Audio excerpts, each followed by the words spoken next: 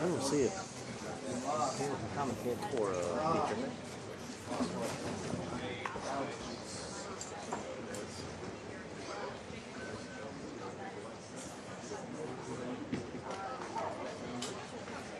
West? Somewhere north.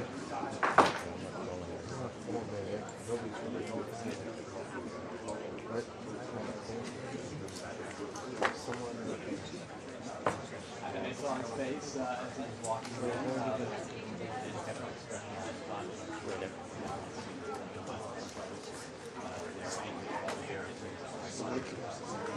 F5 goes straight back that line. So somewhere in that zone. By that roost, and we're not getting it. No. You're on me for a minute. I can't. None of us are skinny enough to crawl under this. He buried it underneath. That's where the blue cable goes to. Sorry, repeat that? Oh, that wasn't me.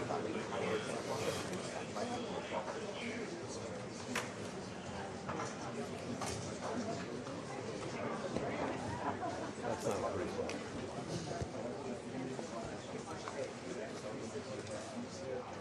Is that for Tony? For Tony's? Yeah. Okay, well then.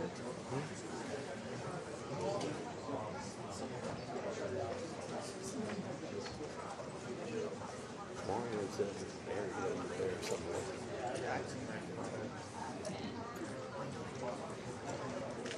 I mean, El Gumby, but not that far.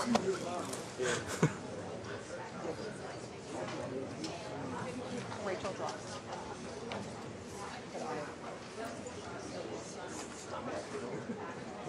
I'll crank him up to another wireless as well. I mean, we can definitely add him to that other thing. Yeah, the other Wi-Fi is totally dead. Is it working?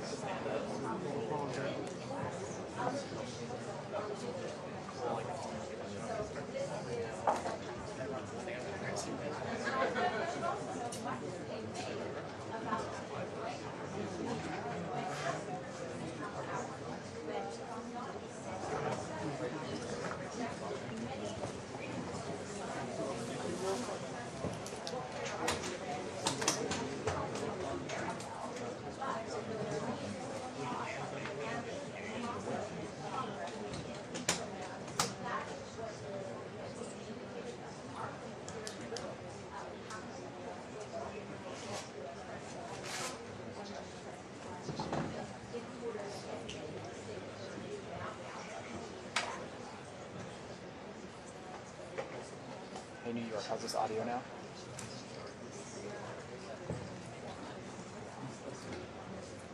How's this audio with Kelly now? I need to go closer to her.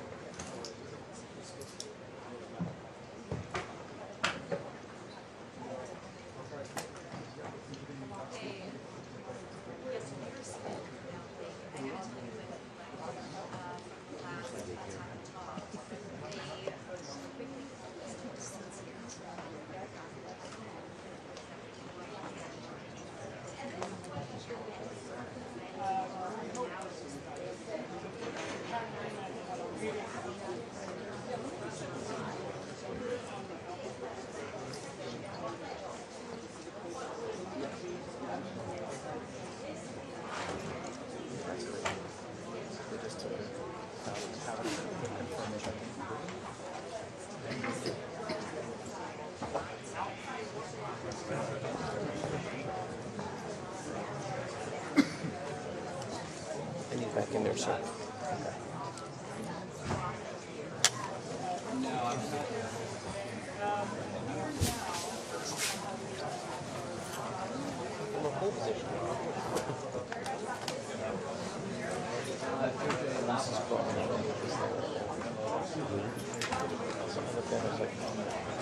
So that cable didn't look long enough.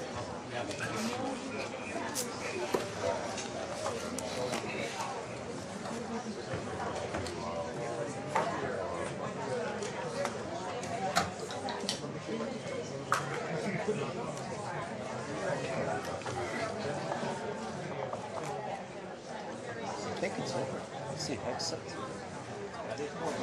Oh, the Hexa just came in. Caroline Lutnick? What? She may have to give up on this. Okay. Let's see, Eli.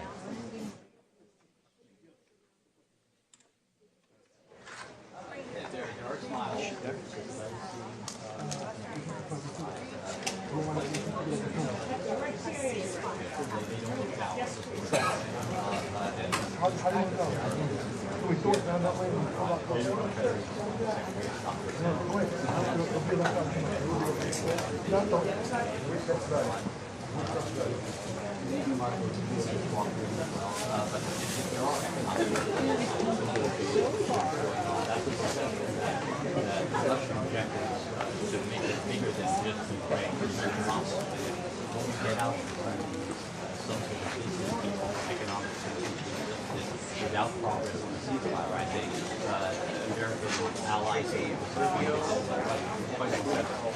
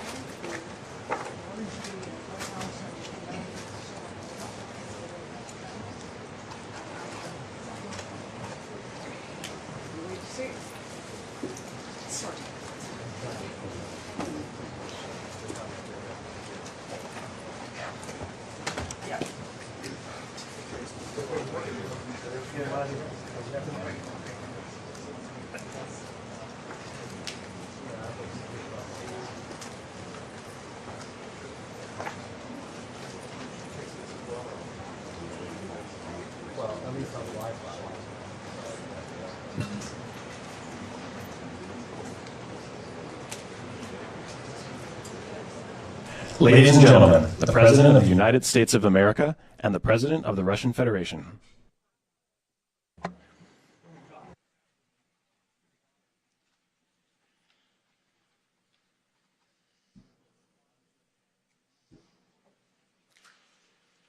Уважаемый господин президент, Mr. President, дамы и господа, ladies and gentlemen, Our negotiations have been held in a constructive atmosphere of mutual respect. We had very thorough negotiations that were quite useful. I would like to thank once again my American counterpart for the proposal to travel out here to Alaska. It only makes sense that we've met here because our countries, though separated by the oceans, are close neighbors. So when we've met, when I came out of the plane and I've said, "Good afternoon, dear neighbor, very good to see you, in good health, and to see you alive." I think that is very neighborly. And I think that's some kind words that we can say to each other. We're separated by the Strait of Bering, though there are 2 islands only between the Russian island and the U.S. island. They're only 4 kilometers apart. We're close neighbors, and it's a fact. It's also important that Alaska has to do with our common heritage, common history between Russia and the U.S., and many positive events have to do with that territory. Still, there is tremendous cultural heritage back from the Russian America. For example, Orthodox churches and a lot of more than 700 geographical names of Russian origin. During the Second World War, it was here in Alaska that was the origin of the legendary air bridge for the supply of military aircraft and other equipment under the Land-Lease program. It was a dangerous and treacherous route over the vast emptiness of ice. However, the pilots of both countries did everything to bring closer the victory. They risked their lives and they gave it all for the common victory. I was just in the city of Magadan in Russia, and there is a memorial there dedicated to the Russian and the U.S. pilots. And there are 2 flags, the U.S. flag and the Russian flag. And I know that here as well there is such a memorial. There is a military burial place several kilometers away from here. The Soviet pilots that buried there who died during that dangerous mission. We're thankful to the citizens and the government of the U.S. for carefully taking care of their memory. I think that's very worthy and noble. We'll always remember other historical examples when our countries defeated common enemies together in the spirit of battle camaraderie and allyship that supported each other and facilitated each other. I'm sure that this heritage will help us rebuild and foster mutually beneficial and equal ties at this new stage, even during the hardest conditions. It is known that there have been no summits between Russia and the U.S. for 4 years, and that's a long time. This time was very hard for bilateral relations, and let's be frank, they've fallen to the lowest point since the Cold War. I think that's not benefiting our countries and the world as a whole. It is apparent that sooner or later, we had to amend the situation to move on from the confrontation to dialogue. And in this case, a personal meeting between the heads of state has been long overdue, naturally, under the condition of serious and painstaking work. This work has been done in general. Me and President Trump have very good direct contact. We've spoken multiple times. We spoke frankly on the phone. And special envoy of the President, Mr. Witkoff, traveled out to Russia several times. Our advisors and heads of foreign ministries kept in touch all the time. And you know fully well that one of the central issues was the situation around Ukraine. We see the strive of the administration and President Trump personally to help facilitate the resolution of the Ukrainian conflict. And his strive to get to the crux of the matter, to understand this history, is precious. As I've said, the situation in Ukraine has to do with fundamental threats to our security. Moreover, we've always considered the Ukrainian nation, and I've said it multiple times, a brotherly nation, however strange it may sound in these conditions. We have the same roots, and everything that's happening is a tragedy for us, a terrible wound. Therefore, the country is sincerely interested in putting an end to it. At the same time, we're convinced that in order to make the settlement lasting and long-term, we need to eliminate all the primary roots the primary causes of that conflict, and we've said it multiple times, to consider all legitimate concerns of Russia and to reinstate a just balance of security in Europe and in the world on the whole. And I agree with President Trump, as he has said today, that naturally the security of Ukraine should be ensured as well. Naturally, we are prepared to work on that. I would like to hope that the agreement that we've reached together will help us bring closer that goal and will pave the path towards peace in Ukraine. We expect that Kiev and European capitals will perceive that constructively and that they won't throw a wrench in the works. They will not make any attempts to use some backroom dealings to conduct provocations to torpedo the nascent progress. Incidentally, when the new administration came to power, bilateral trade started to grow. It's still very symbolic. Still, we have a growth of 20%. As I've said, we have a lot of dimensions for joint work. It is clear that U.S. and Russian investment and business cooperation has tremendous potential. Russia and the U.S. can offer each other so much in trade, digital, high-tech, and in space exploration. We see that Arctic cooperation is also very possible. And our international context, for example, between the Far East of Russia and the West Coast of the U.S. Overall, it's very important for our countries to turn the page, to go back to cooperation. It is symbolic that not far away from here, the border between Russia and the U.S., there is a so-called international date line. I think you can step over, literally, from yesterday into tomorrow. And I hope that we'll succeed in that. In political sphere. I would like to thank President Trump for our joint work, for the well-wishing and trustworthy tone of our conversation. It's important that both sides are result-oriented, and we see that the President of the U.S. has a very clear idea of what he would like to achieve. He sincerely cares about the prosperity of his nation. Still, he understands that Russia has its own national interests. I expect that today's agreements will be the starting point, not only for the solution of the Ukrainian issue, but also will help us bring back business-like and pragmatic relations between Russia and the U.S. And in the end, I would like to add one more thing. I'd like to remind you that in 2022, during the last contact with the previous administration, I tried to convince my previous American colleague that the situation should not be brought to the point of no return when it would come to hostilities. And I said it quite directly back then that it's a big mistake. Today, when President Trump is saying that if he was the president back then, there will be no war. And I'm quite sure that it would indeed be so. I can confirm that. I think that overall, me and President Trump have built a very good, business-like and trustworthy contact. And I have every reason to believe that moving down this path, we can come, and the sooner the better, to the end of the conflict in Ukraine. Thank you. Thank you.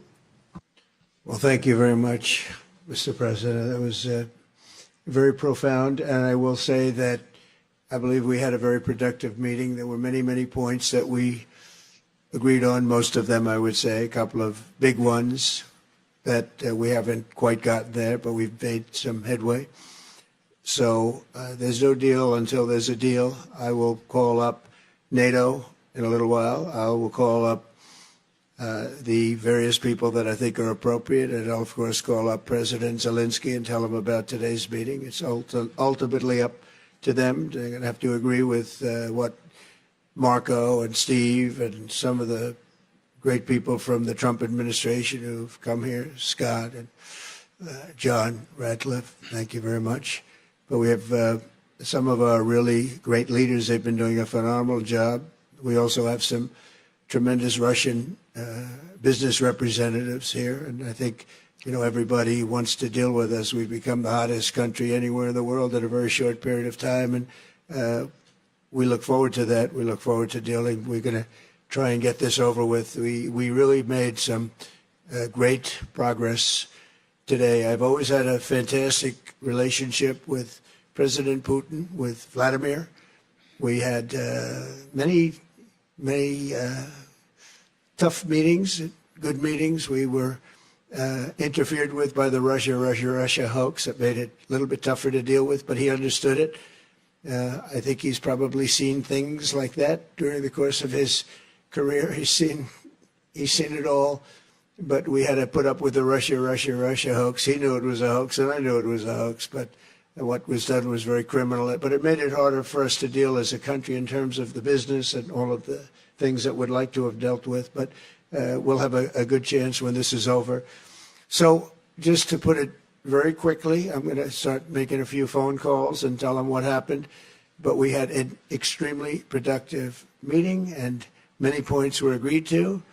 There are just a very few that are left. Some are not that significant. One is probably the most significant, but we have a very good chance of getting there. We didn't get there, but we have a very good chance of getting there. I would like to thank President Putin and his entire team, whose faces, who I know in many cases, other than that, whose faces I get to see all the time in the newspapers. You're almost as famous as the boss, but especially this one right over here.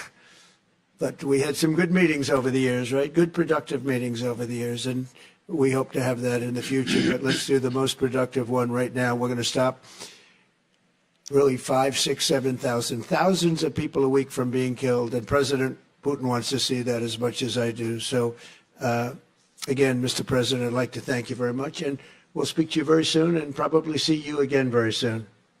Thank you very much, Vladimir. Next time in Moscow. Oh, that's an interesting one. I don't know. I'll get a little heat on that one, but I could see it possibly happening. Thank you very much, Vladimir. And thank you all. Thank you. Thank you. Thank you so much.